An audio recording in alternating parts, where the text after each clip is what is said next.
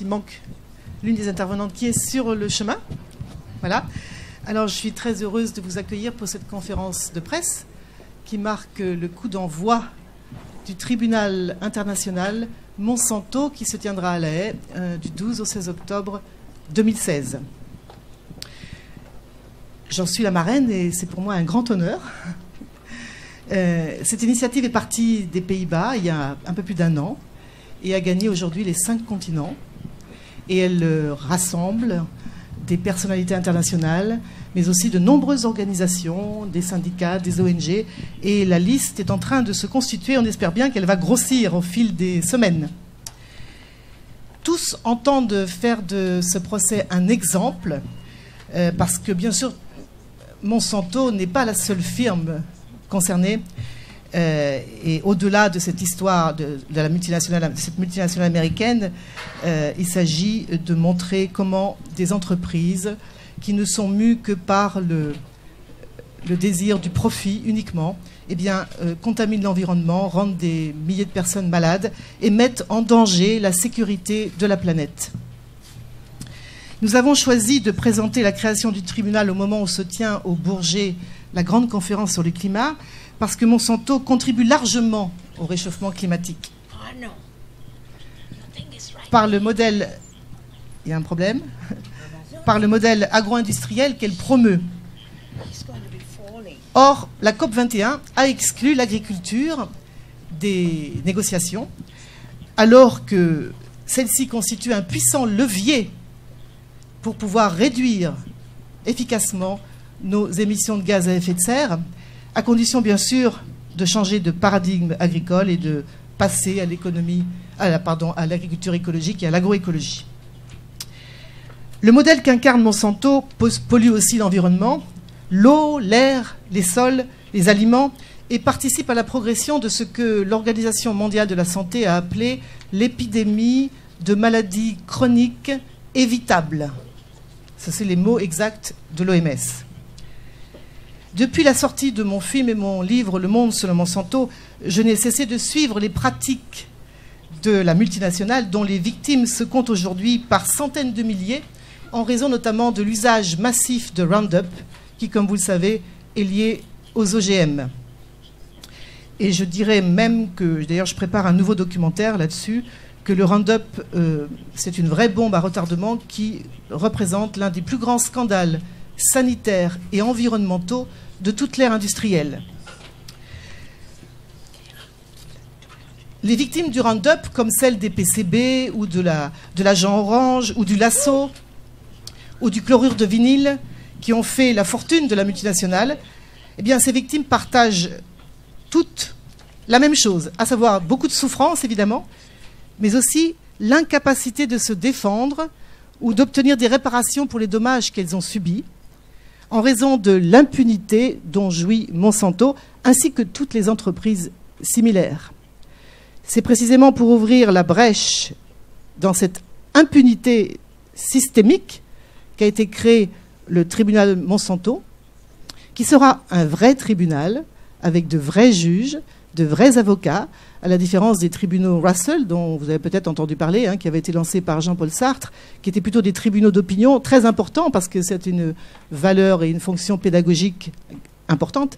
Mais nous voulons vraiment que ce tribunal soit un vrai tribunal. Ça sera d'ailleurs la mission des juristes du groupe de contacter, c'est déjà le cas, plusieurs magistrats, juges, avocats internationaux ont annoncé qu'ils nous rejoindraient.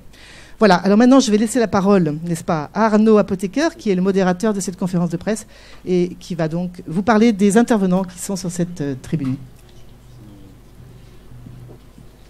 Bonjour à tous, merci d'être venus. Merci à Marie-Monique de parrainer ce tribunal. Comme on a assez peu de temps et que j'ai déjà demandé aux speakers d'être très courts, je vais simplement vous donner leur nom pour l'instant et donner une ligne sur eux au moment où ils parleront. Alors, dans l'ordre où ils sont assis, nous avons Hans Herren, qui arrive des États-Unis, président de l'Institut Millénaire. André Le, président de IFOAM, la Fédération internationale des mouvements d'agriculture biologique. Vandana Shiva, qui a créé Navdanya International, qu'on ne présente plus ici, et Ronnie Cummins, non pas puisque Valérie est arrivée, Ronnie Cummins de Organic Consumers, une association de protection des consommateurs américaine, et Valérie Cabane de l'association End Ecocide on Earth, Arrêtons l'écocide. Alors, dans l'ordre que j'ai pour introduire les différentes raisons pour lesquelles ce tribunal s'est mis en place, on va commencer par André Le, qui va nous parler des problèmes environnementaux et sanitaires du glyphosate et du Roundup. Pour seulement 3 à 5 minutes. André, excuse-moi. Merci. Bonjour. Excuse-moi, but I will have to speak in English. My spoken French is not so good. So, I suppose what is very important for us and why we've chosen Monsanto, because Monsanto is actually the poster boy for doing so much evil on the planet. And all of us will talk on different aspects of it. In my case, I want to talk about pesticides and their signature product, glyphosate. And for years, Roundup was regarded as safe. It's so safe you could drink it. It's only Roundup. So we spray it on the roadsides. We spray it in the children's playgrounds. We spray it while people are walking. You know, we spray it on the farmlands. It's in our food. It's in our water. It's in our air. And the regulatory authorities say, look, we don't need to worry about it. They don't even test for it in our food. Only now they are starting to, because it's only Roundup.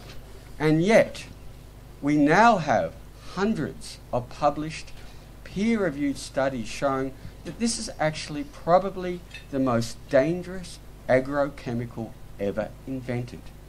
As we know, the International Agency for Research into Cancer, the World Health Organization, just gave it the second highest classification as a carcinogen. The reason why it's second highest, that means that the animal studies show that it causes cancer in animals.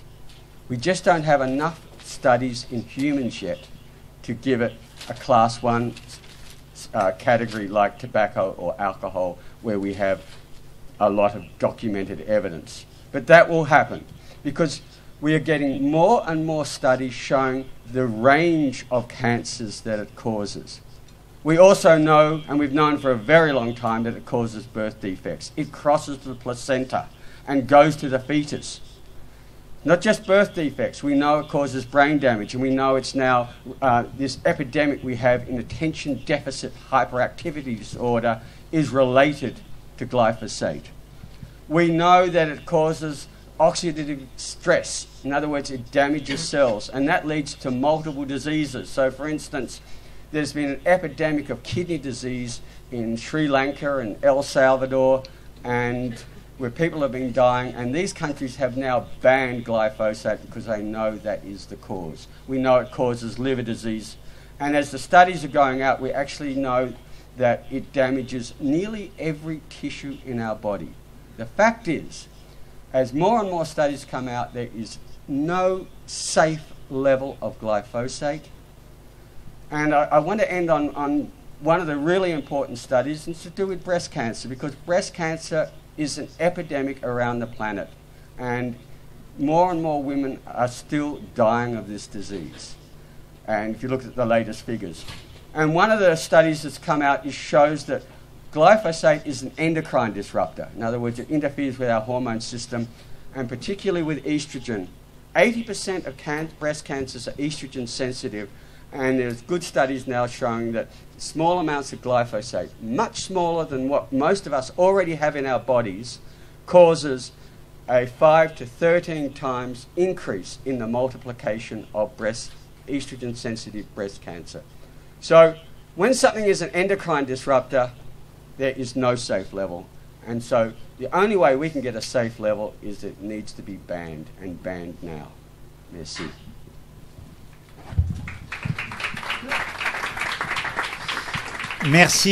Merci André. Maintenant, je vais demander à Hans Herren s'il veut bien nous parler des impacts sur le climat, l'impact de Monsanto et des pratiques agricoles sur le climat.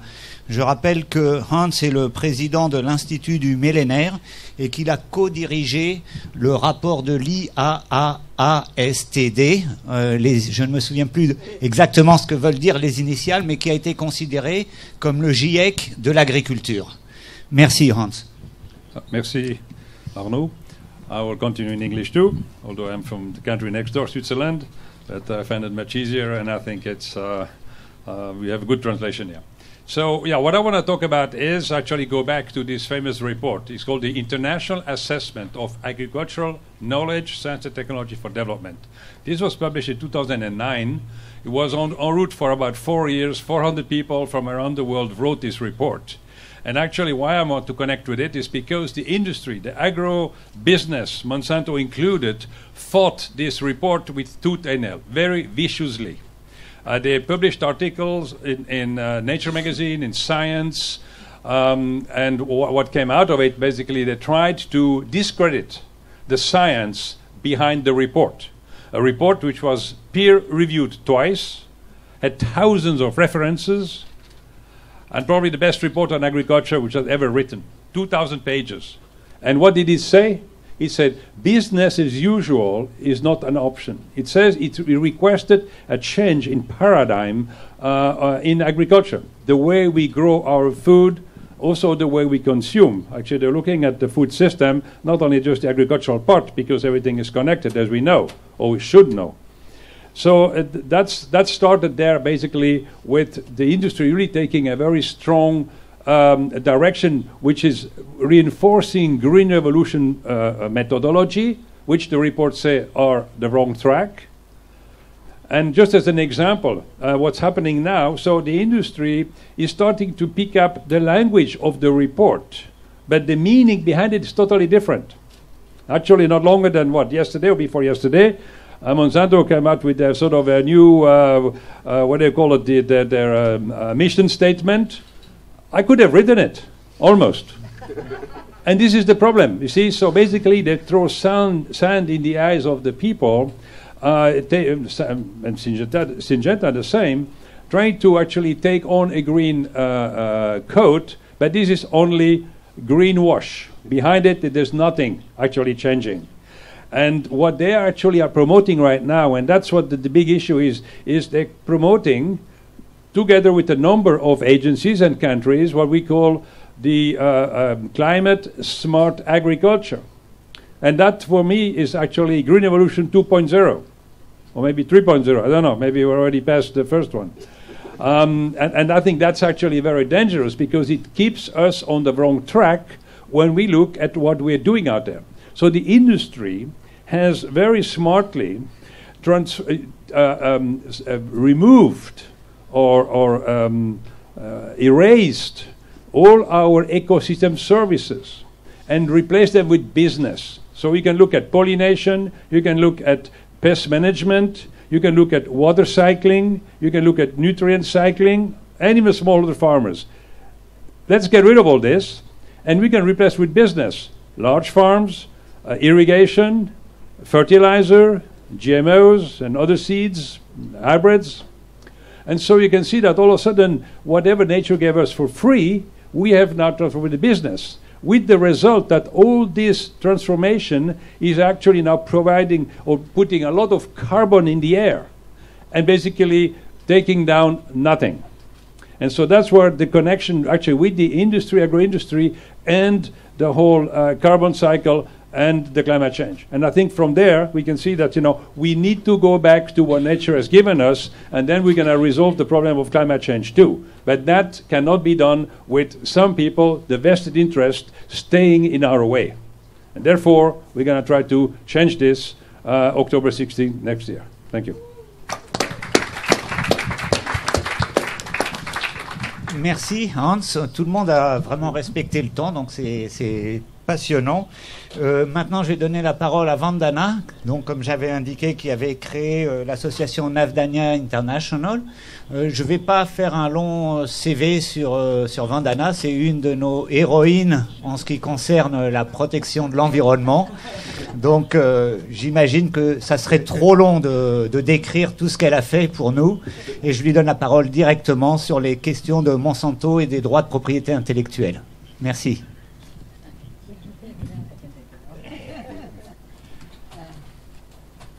Thank you, Arnaud. Thank you to the amazing group that is putting together this tribunal on Monsanto.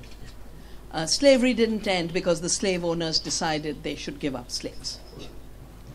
It was people who started to build the movements, including trials like this, to put a different yardstick about what was the right relationship between human beings. I see what Monsanto has done as not just the slavery that we got rid of, but trying to expand slavery to all life on earth. That is what the intellectual property rights laws that they have designed are about. Owning life under a very false claim of inventing life. There's a representative of Monsanto who in 1995 in a conference in Washington said, we've achieved something unprecedented in writing the WTO rules of intellectual property. We wrote an agreement, took it to our government, which then imposed it on the rest of the world. We were the diagnostician, the physician, and patient all in one. And what was their disease? That farmers save seeds. And they have been trying desperately since then, from the mid-80s, to work on laws to make seed their property, to collect royalties from patented seed, and to criminalize farmers who have their own seed, an issue that we have been fighting since we started Navdanya. What does this mean? First, it means violation of ethical norms at the most fundamental level, violation of democracy. After all, one thinks when governments get together in WTO, they are negotiating a treaty on behalf of their people, when Monsanto has written it, and that is a subversion of democracy and sovereignty. And its implementation is both an ecocide and a genocide. It's an ecocide because having linked royalties to their GMOs, they are now pushing GMO corn, GMO soya, GMO canola, GMO cotton to collect royalties for every additional acre planted. That's why these four crops are growing the fastest. We know what this means for farmers on the ground. In the case of cotton, seed prices jumped from 5 rupees to 4,000 rupees a kilo. That's about 80,000% jump. Farmers who have no money were told you'll be millionaires, just take it on credit, you'll be able to pay back. Of course, they could never pay back. 300,000 Indian farmers have taken their lives, committed suicide. Majority of this is concentrated in the cotton areas, and 95% of the Indian cotton seed supply is now in Monsanto's hand. There are cases from our governments, regional governments. There are cases between licensing, the companies who were locked into licensing arrangements, all because this is an illegitimate, illegal royalty being collected. In addition, it's being collected for a failed technology. And it's being, these intellectual property rights are being used for biopiracy. I had to fight the case of Monsanto patenting an ancient Indian wheat that does not give gluten allergies. We fought that case, they had to drop the patent. They are now there are 1,500 patents on climate resilient crops owned or evolved by farmers, and the 5 corporations are trying to make this their property, and Bill Gates is helping them along the way. So anything that Bill Gates says he offering as a solution at COP, it's part of this new intellectual property empire.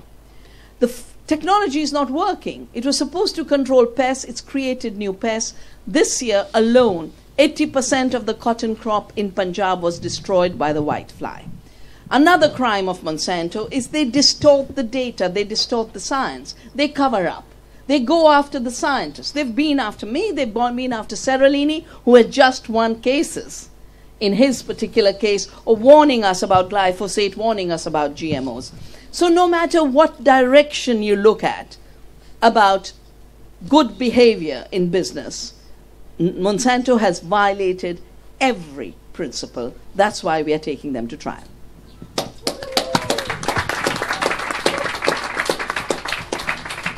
Merci Vandana. Maintenant, je vais demander à Ronnie de prendre la parole. Donc, Ronnie est un activiste depuis très longtemps. Il est écrivain, conférencier et c'est le directeur de Organic Consumers aux États-Unis.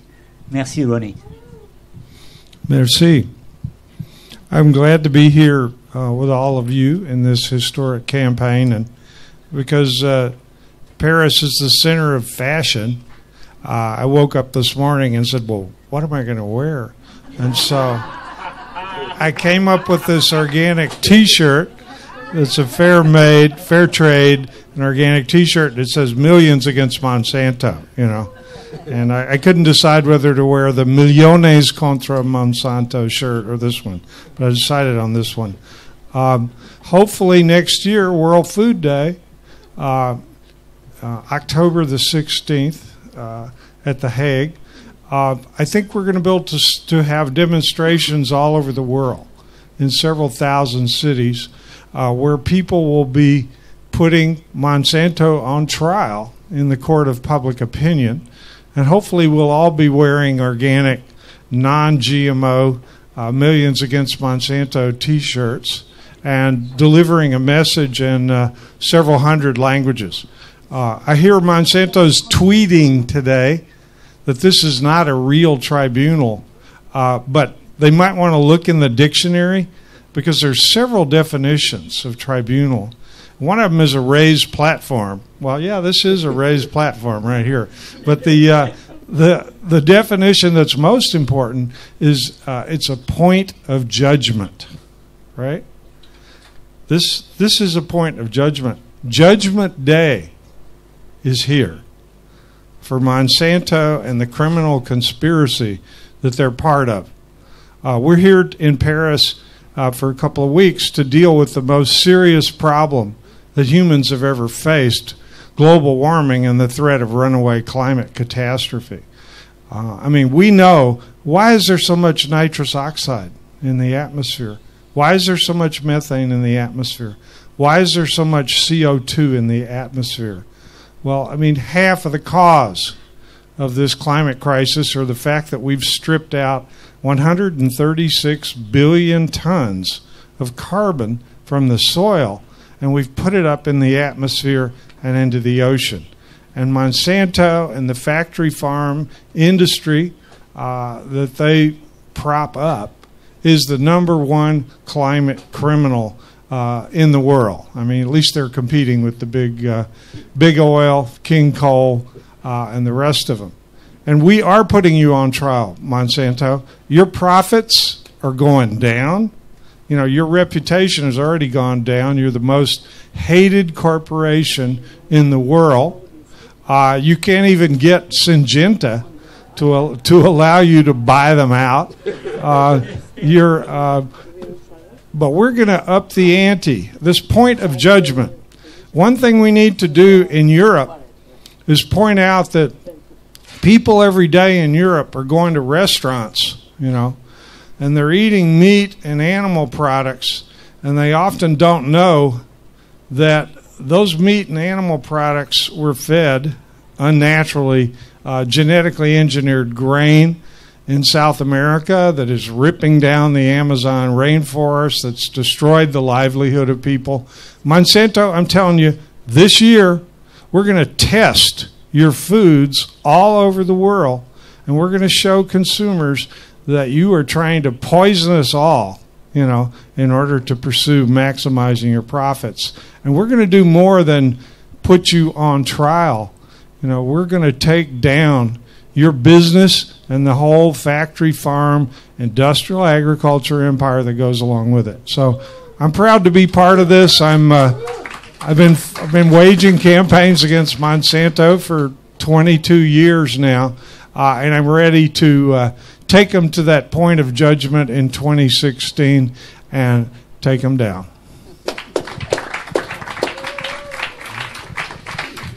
Merci, Ronnie. L'intervenant suivant, on avait prévu que Olivier de Schutter vienne intervenir sur qui était l'ancien rapporteur sur les droits à l'alimentation des Nations Unies.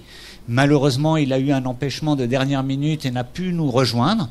Alors, il y a un bon côté à ça, c'est que j'ai une chaise, déjà, je peux m'asseoir. Mais l'autre côté, c'est que Valérie Cabane, juriste, animatrice de l'association End Ecocide on Earth, va maintenant nous parler à la fois des instruments juridiques à mettre en place et de la notion de crime d'écocide. Je crois qu'on a eu suffisamment de démonstrations pour démontrer que Monsanto est une véritable menace à la paix et à la sécurité humaine. Aujourd'hui, il existe une institution qui s'appelle la Cour pénale internationale qui juge les criminels menaçant la paix et la sécurité humaine. Le problème, il y en a deux, c'est que le droit tel qu'il a été construit est un droit anthropocentré. C'est un droit qui se préoccupe de l'humain vivant, et ça s'arrête là. Conjugué à un dogme de la croissance, à une course au profit, le droit international est en train d'être transformé au profit des multinationales. Ce qui manque aujourd'hui pour assurer l'avenir des générations futures et pour garantir notre droit à un environnement sain, qui n'est toujours pas reconnu comme un droit fondamental de l'homme, c'est la reconnaissance que la nature doit être protégée pour préserver l'avenir de l'humanité. Il faut que le vivant sur Terre soit protégé. Il faut que les communaux planétaires, l'atmosphère, les océans, les rivières transfrontalières, les sous-sols, il faut que ces espaces soient protégés par le droit international. Et il faut aussi protéger les services écosystémiques dont dépendent des populations ou des sous-groupes de populations, telles les populations autochtones par exemple. Parce qu'effectivement, nous avons une convention qui s'appelle la Convention sur le génocide, mais qui ne prend pas en considération la façon de tuer à petit feu des populations, voire même l'humanité. Elle ne prend pas en considération les crimes contre l'environnement en temps de paix, qui peuvent amener effectivement à tuer des populations. Donc nous demandons aujourd'hui qu'un 5e crime contre la paix et la sécurité humaine soit reconnu par la Cour pénale internationale, le crime d'écocide, c'est-à-dire le fait de détruire notre maison commune. Oikos, en grec, veut dire la maison. Sidéré, en latin, veut dire tuer. Nous sommes véritablement en train de menacer les conditions de la vie sur Terre, de menacer les droits des générations à venir. Il est impératif qu'aujourd'hui, dans le droit, soient posés les droits de la nature et les droits des générations futures. Et pour cela, il faut qu'aujourd'hui, effectivement, un État porte ce projet auprès de Ban Ki-moon et le mette au vote des 123 États partis à la Cour pénale internationale. Je vous rappelle que c'est une organisation indépendante des Nations Unies. Ces 123 États partis, en grande majorité, sont des pays vulnérables au changement climatique, victimes de la prédation des multinationales. Il y a donc une grande chance que ce texte, un jour, existe. Et nous avons, par exemple, différents chefs d'État aujourd'hui qui appellent à la création d'une cour pénale de l'environnement. Et surtout, nous avons les gardiens de Mère Nature, l'Alliance des gardiens de Mère Nature, qui tout juste hier ont rencontré François Hollande et lui ont demandé d'être ambassadeur auprès des chefs d'État durant la COP pour la reconnaissance du crime d'écocide. Parce que eux considèrent même que l'écocide, c'est le fait de briser le lien spirituel qui unit l'homme à la nature, et que parce que ce lien est brisé, nous sommes en train de nous suicider collectivement.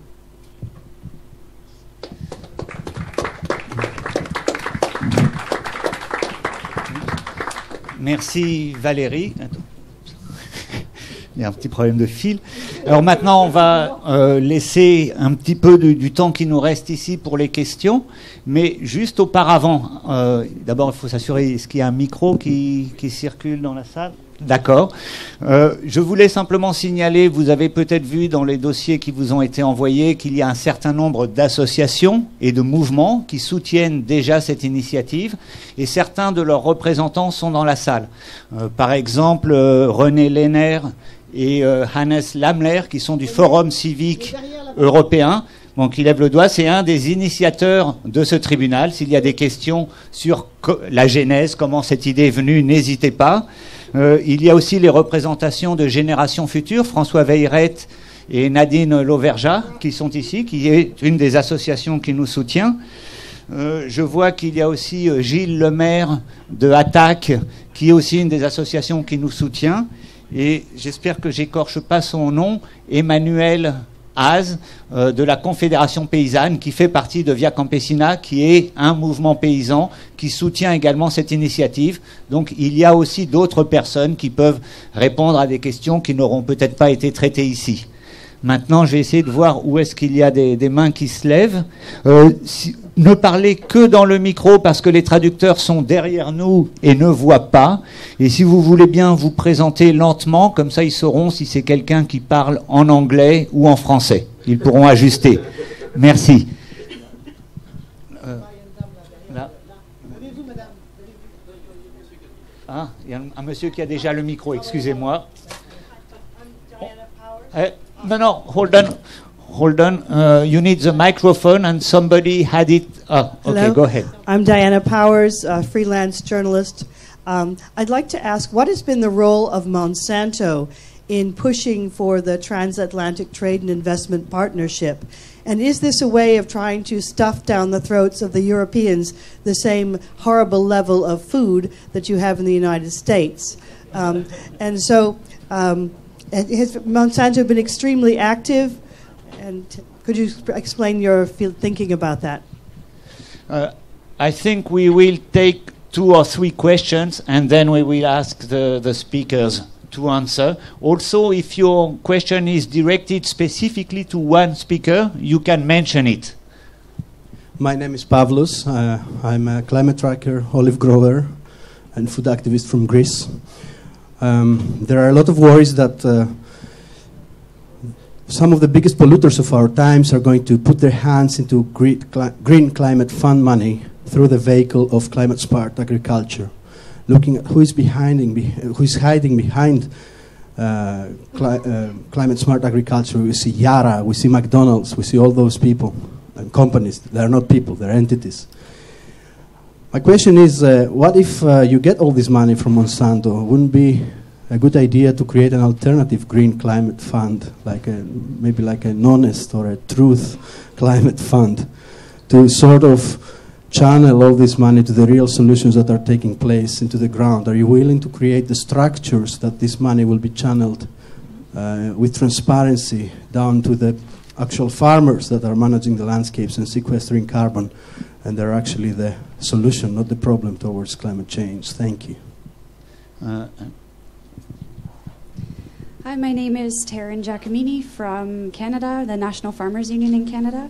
Vandana, I'm wondering if you can comment on the connections between struggles in against extractivism, keep it in the ground movements, and struggles in the agriculture around seed sovereignty, seed freedom, and against land grabbing. All right. On va déjà répondre à ces 3 questions. Il y a le monsieur qui voudrait déjà le micro pour après, donc comme ça déjà j'ai plus à regarder. Alors, est-ce que l'un d'entre vous veut répondre à cette question sur le rôle de Monsanto avec le TTIP? Vandana ou...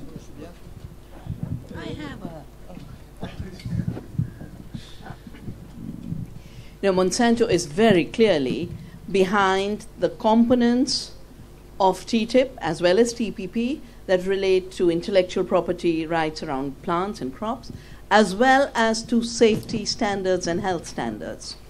It is about using TTIP to destroy what Europe has been able to protect. It was tried in 2003 when a case was brought in WTO, and we mobilized citizens, which also tells Monsanto that you don't have to be in the structures to make a difference. We took signatures representing 30 million people and said, well, WTO, we're watching you. Because this is not about US versus Europe. It's about Monsanto versus the world. And we will not allow you to negotiate. The second aspect of it is, of course, related to the fact that at this point in the US, these same corporations that are in the Green Climate Fund are preventing laws from allowing citizens to know what they're eating and GMO labeling. So we know how they'll function. I'll at the same time answer the other question too. I'll have the other mic. Yeah. Go ahead. So I think we should start thinking of all activities as extractivism that are destroying the planet and creating inequality and injustice. After all, what is Monsanto doing with seeds? Extracting our knowledge in biopiracy, extracting genes, and then saying, I created the seed. It's extractivism. They're stealing knowledge. That's biopiracy. That's extractivism. They're stealing our democracy. That's extracting democracy.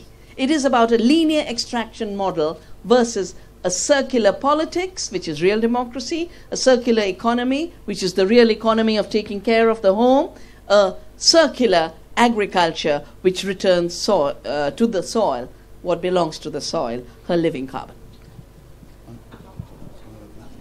Je voudrais ajouter quelque chose par rapport à votre question sur les accords de libre-échange. Bon, vous avez parlé du TTIP, mais on peut parler de l'ALENA, NAFTA, n'est-ce pas? Alors moi, il se trouve que j'ai fait un film là-dessus et j'en avais beaucoup parlé dans mon livre Le Monde sur le Monsanto. Le premier accord de libre-échange jamais signé, c'est celui donc signé entre le Mexique, les États-Unis et le Canada. Et véritablement, quand on se penche sur cette histoire, on voit que les multinationales, et particulièrement Monsanto, tiraient les ficelles de ce processus de négociation qui n'est absolument pas démocratique, absolument pas transparent. Et quand on fait le bilan, comme je l'ai fait 20 ans après, on voit que qui a profité de l'accord de libre-échange? Monsanto, Cargill, etc. Très clairement, mettant en danger la sécurité alimentaire des Mexicains, 3 millions de petits paysans qui sont partis, qui sont devenus d'ailleurs clandestins, travaillant dans les usines à viande, comme je le montrais, du Nebraska. Enfin, c'est absolument incroyable. Alors je dis ça parce que tous les accords de libre-échange profitent aux multinationales. C'est d'autant plus important de souligner que nous avons un accord qui se prépare entre l'Europe et les États-Unis. Et je dirais que c'est exactement l'inverse de ce qu'il faudrait faire, parce que si on veut faire face au changement climatique, véritablement réduire nos gaz à effet de serre, il faut changer de modèle agricole, il faut donc arriver à faire en sorte que Monsanto soit condamné pour des pratiques qui vont contre l'environnement, la santé, la sûreté de la planète, évidemment, mais il faut aussi vraiment encourager la relocalisation de toutes les productions et consommations, donc exactement le contraire, protéger de manière un vrai protectionnisme, c'est-à-dire valoriser ceux qui protègent l'environnement et la planète, hein, et puis pénaliser par des sanctions ceux qui ne le font pas. C'est le protectionnisme dans le bon sens du terme. Et donc, évidemment, on ne peut que s'opposer à ces accords de libre-échange parce qu'ils ajoutent encore plus de pouvoir à ces multinationales comme Monsanto. And then another one. I'd just like to answer Pavlos's question and also the one on extractiveness. One of the things that concepts that we're putting out now, and with Ronnie Vandana, Hans and I, we've formed a group called Regeneration International because we want to get across the concept of regenerative farming and management techniques. And the reason for this is that we can look at what farming methods, say, regenerate the soil, regenerate the environment, take carbon dioxide out of the air, and we can base it on good science. Now, the opposite of regeneration is degeneration. And similarly, using good science, we can say, what degenerates the soil? What degenerates health? What degenerates communities? What degenerates the atmosphere and leads to carbon, to climate change? We know all that, and there's lots of it, but at the moment we have one word for it, and it's called Monsanto. Merci. Je vais être un tout petit peu, non pas grossier, mais presque. Je vais demander à tout le monde d'être assez rapide, parce qu'il nous reste 10 minutes maximum dans la salle. Alors, pour les questions, présentez-vous et posez une question courte, si possible. Et quand ce sera à nous, enfin à vous, de répondre, essayez d'avoir des réponses très courtes, parce que c'est sans doute le dernier round. Merci. Je me nomme Ange David Baïmé. Je travaille pour Grain. Je suis basé au Ghana. Ma question est de savoir comment se fait l'implication par rapport au tribunal concernant l'Afrique. Parce qu'il y a eu quelques mois au Burkina, parce que vous savez que le Burkina est sur les questions de coton BT, et il y a eu une recherche vraiment participative avec des organisations paysannes qui ont vraiment démontré que ça a été vraiment un échec, et que un des témoignages qui était vraiment éloquent, c'est que même les termites, c'est-à-dire après la récolte, même les termites refusent de manger les racines du coton BT. Donc vous voyez à quel point cela est nocif. Donc moi, mon problème, c'est de voir comment cette implication-là se fait. Vandana était au Ghana il n'y a pas longtemps, j'étais présent, et nous on essaie au niveau de Grain et de certains partenaires au niveau de l'Afrique de mobiliser les communautés, de mobiliser les organisations paysannes. Donc je souhaite savoir comment est-ce que le lien peut se faire et comment est-ce qu'on peut être aussi utile dans cette lutte-là. Merci. Madame qui est là, j'ai du mal à voir avec la lumière, mais est-ce que la personne qui a le micro peut le donner à la dame qui est là? Ah, c'est vous qui parlez? D'accord, alors le monsieur et après c'est vous. Allez-y. Renaud Russell, I'm a journalist. I have a question about the COP21 and agriculture. We don't hear you. Sorry. A question on the COP21 and agriculture. How is it possible that the agriculture is not part of COP21? Très court, c'était très bien, et la question est très intéressante. Hello, Maria Montanaro from Concerned Communities of Falkirk in Scotland, opposing unconventional gas, which involves fracking, one of them. What I'd like to ask, the gentleman here mentioned we're opposing Monsanto, which is an entity, but these are companies run by men, predominantly men, human beings. We saw with the banking crisis in Iceland, bankers held to account, imprisoned for what they've done. Can we not hold these people in leadership to account and imprison them if we find them guilty? That's what needs to happen. Merci pour les questions. On va essayer d'y répondre très rapidement. Je voulais simplement signaler, puisque Ange est intervenu, j'avais oublié de le dire, Grain est une des organisations qui soutient le tribunal et on le remercie d'être là. Alors justement, je réponds à la première question. Nous avons donc lancé, et c'est vraiment quelque chose que nous avons décidé collectivement, donc de financer majoritairement ce tribunal, dont les coûts sont estimés à 1 million d'euros, parce que on est dans la transparence, n'est-ce pas? Tout compris, hein, depuis aujourd'hui jusqu'en octobre, par un crowdfunding, une opération de financement participatif.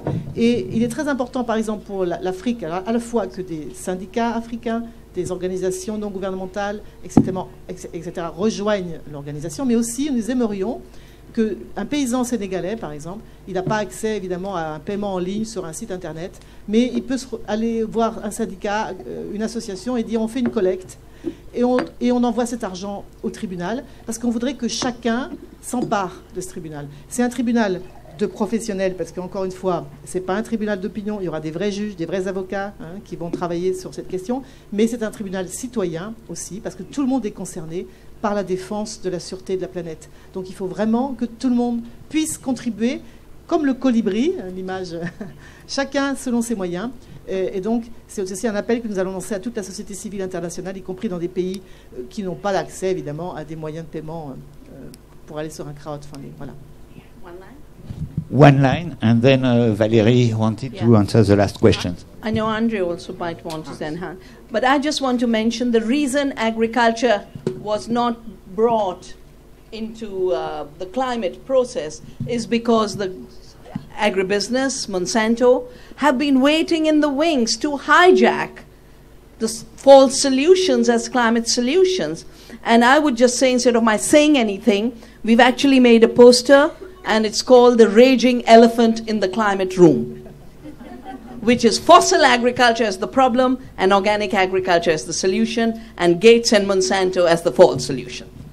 Merci. Hans voulait dire un mot, je crois. The poster is there on the table. And juste 1 minute et après je laisserai la parole à Valérie. Yes, thank you. My comment was just about Africa, what's going on there. As you know, the G8 actually has a few years ago created an alliance with major G8 countries, but who was in there? Again, Monsanto, Syngenta, Gates Foundation, and they basically all, what they do now, they bring to Africa the agro industry and the idea that we need more food. Because as you know also, who is behind this idea that we need to double the food production by 2050? Today we produce already twice as much as we need. So the question really is, where do we need more and who grows it and what? But certainly not more maize or not more soybeans. I think this is the issue. So I see it's totally on the wrong track, but the whole agricultural development in Africa is being controlled by very few people. And actually what is even worse right now is when we see who is running the African Development Bank, a former person who was working for a Bill Gates Foundation, Agra in Africa. So you can see the trends. And I think that's something I think people, we and everybody should be very mindful of is, okay, who is behind all this? It is certain government and the governments where these corporations are based, certainly. And also some major, larger foundations who also believe only in techno fixes rather than ecological fixes. Donc je suis effectivement, et je pense que nous le sommes tous, tout à fait d'accord pour le fait que la seule vraie solution aujourd'hui, c'est de lever l'impunité des dirigeants de multinationales. Parce que même quand un procès est gagné, je vous en donnerai 2 exemples très rapidement, vous verrez que cela ne contrôle pas le comportement des multinationales, cela ne les cadre pas. Total a été condamné pour la catastrophe de l'Erika. Ils ont été condamnés 171 millions d'euros. Ils avaient fait 12 milliards de chiffre d'affaires la même année. Est-ce que vous croyez vraiment que ça va les discipliner? Texaco Chevron a été condamné à 18 milliards de dollars pour la catastrophe pétrolière en Équateur. Et ils se débrouillent depuis maintenant 13 ans pour ne pas payer en corrompant les juges, etc. Donc la vraie solution aujourd'hui, c'est effectivement, c'est pour ça que je vous parlais d'un crime en temps de paix, c'est que l'impunité, non pas seulement des chefs d'État, mais des dirigeants de multinationales, puisse être levée, puisse être, que leur responsabilité puisse être jugée par une Cour pénale internationale. Il est clair pour ceux pour qui ça ne l'était pas que la Cour pénale internationale juge des personnes physiques. Et bien évidemment, nous demandons aussi que les entités morales, dans le cadre d'une justice restaurative, après avoir commis un écocide, ce qui est le cas de Monsanto, restaurent les milieux naturels, compensent les populations, rentrent dans une négociation de justice transitionnelle, demandent pardon publiquement s'il le faut, mais il faut effectivement qu'au final, pour les crimes les plus graves, ce qui est le cas de Monsanto, les dirigeants puissent effectivement être responsabilisés. Ça leur donnera aussi un poids vis-à-vis des actionnaires. Parce que si, effectivement, ils risquent la prison pour les choix qu'ils font, alors ils seront obligés de se positionner vis-à-vis des actionnaires qui, eux, ne recherchent que le profit et les poussent, effectivement, vers des crimes environnementaux. Bien, écoutez, merci à tous. Je crois qu'on va peut-être laisser le dernier mot à la marraine, si elle le veut bien. Mais je crois qu'il faut qu'on dégage cette pièce pour les activités qui vont suivre. Les intervenants ici, si vous voulez, si vous avez des questions plus spécifiques ou vous voulez leur parler, sont encore par ici. Donc, vous pouvez encore les agripper. En tout cas, merci de votre attention. Alors très rapidement, parce que je crois qu'on va en partir, eh bien, j'invite tous ceux qui sont des relais d'opinion sur évidemment les réseaux sociaux, etc., à aller sur le site qui est maintenant en ligne de la Fondation pour que nous puissions travailler au plus vite, parce que c'est un gros challenge, n'est-ce pas? Et je finirai par un joli proverbe chinois qui dit que quand les vents du changement soufflent, certains construisent des murs pour se protéger et d'autres des moulins pour transformer le vent en énergie. Et c'est ce que nous sommes un peu en train de faire, en fait. On a vraiment besoin d'imaginer le futur avec des outils juridiques qui nous permettent de le construire très rapidement parce qu'il y a urgence. La maison brûle, la maison commune brûle. Et participer à ce process, ça veut dire d'une part évidemment demander des comptes à Monsanto, mais au-delà de Monsanto, il y a bien sûr toutes les autres multinationales qui se comportent de la même manière. Donc nous avons besoin aussi de créer de nouveaux outils juridiques et participer à ce débat sur la... Il faut qu'on reconnaisse le crime d'écocide, c'est la seule manière d'assurer la protection de la planète et des hommes et femmes et enfants qui y vivent et tous les organismes vivants, ne les oublions pas. Et aujourd'hui, c'est l'enjeu et tout le monde doit se mobiliser. Voilà, c'est l'affaire de tous.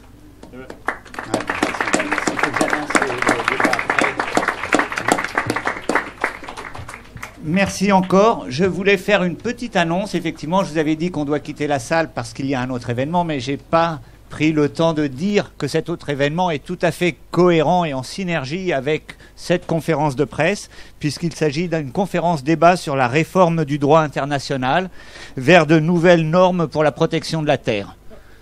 Donc, pour ceux qui ont envie de rester à ce débat, il est avec des juristes très connus, avec des représentants d'ONG très connus. Valérie va être là, Vandana va être là, Corinne Lepage va revenir, Marie-Monique aussi. Ben voilà, on reste en famille et donc on pourra continuer la discussion. Merci encore.